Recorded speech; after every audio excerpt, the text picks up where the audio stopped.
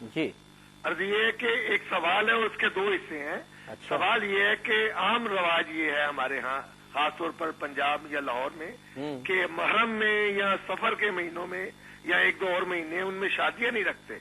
ठीक है। नंबर एक। नंबर दो, इसी जिम्न में कि चांद की चढ़ते हुए यानी 14वीं चांद तक के लिए शादी की डेट रखना है, इससे बाद वाली डेटें उतरते हुए चांद की डेटें नहीं रखना। अच्छा। नंबर तीन, इसी जिम्न में ये है कि को टाइम में इसमें रखा जाता है कि जवाल से पहले पहले ये सब की ये शरई हैसियत क्या है इन महीनों की और इन ऐसे वाकयात की, और चांद का बढ़ना उतरना, शादियां रखनी ना रखनी। अच्छा, मेहरबानी ये है कि जवाब आप अभी फरमा दीजिएगा क्योंकि मेरे यहाँ लाइट गई हुई है तो मैं सुनना चाह रहा हूँ आपसे। चलें पहले मैं आपको शामिल कर लेता हूँ, मैं कर लेता हूँ।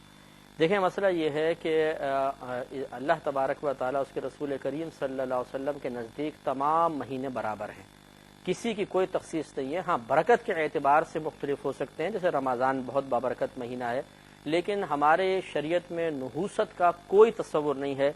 ये औरतों की अपनी खुराफात हैं कि जी सफ़र के महीने में ना रखो, फुला महीने में ना रखो, उतरते चाँद में ना करो और चढ़ते चाँद के अंदर तारीखें रखो, ये इनकी अपनी खुराफात हैं। तो इसको फॉलो करना कोई ज़रूरी नहीं है।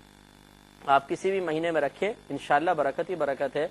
हम दायरा दम में रह के अक्सर ये क्वेश्चन करते हैं कि बिलफर्ज आप कहते हैं कि सफ़र जो है खाली का महीना है और ये मनहूस महीना, इसमें तारीखें मत रखो, बाकी 11 महीने में रखो। चले जी, मान लिया ये मनहूस है, बाकी सब बाबरकत हैं। ये बताइए जो इतनी तलाक़ें हो रही हैं और शादियों के बाद झगड़े हो रहे हैं, ये तलाक़ें और झगड़े कौन से महीने में की गई शादियों के नतीजे में हो रहे हैं? यकीनी सी बात है आपने 11 महीने में किए थे, तो ये नतीजा तो बहुत फासीद आ रहा है सामने। तो वो कौन सी ऐसी नहूसत है जिससे खौफजदा होकर आप सफ़र को छोड़कर बाकी 11 महीनों का इंतखाब करते हैं और फिर उस नहूसत से बच जाते हैं?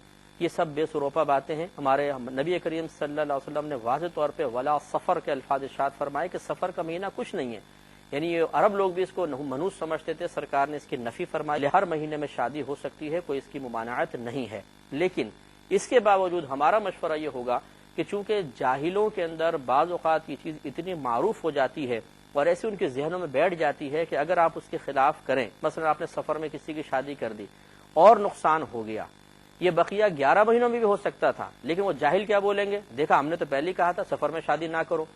अब वो सराहतन नबी करीम सल्लल्लाहु अलैहि वसल्लम के कौल की मुखालफत कर रहा होगा, लेकिन वो समझेगा कि मैं एक बात सही कह रहा हूँ। कहेगा देखा तो मौलवियों की बातें थी, हालांकि मौलवियों की नहीं, ये नबी करीम सल्लल्लाहु अलैहि वसल्लम का इरशाद था।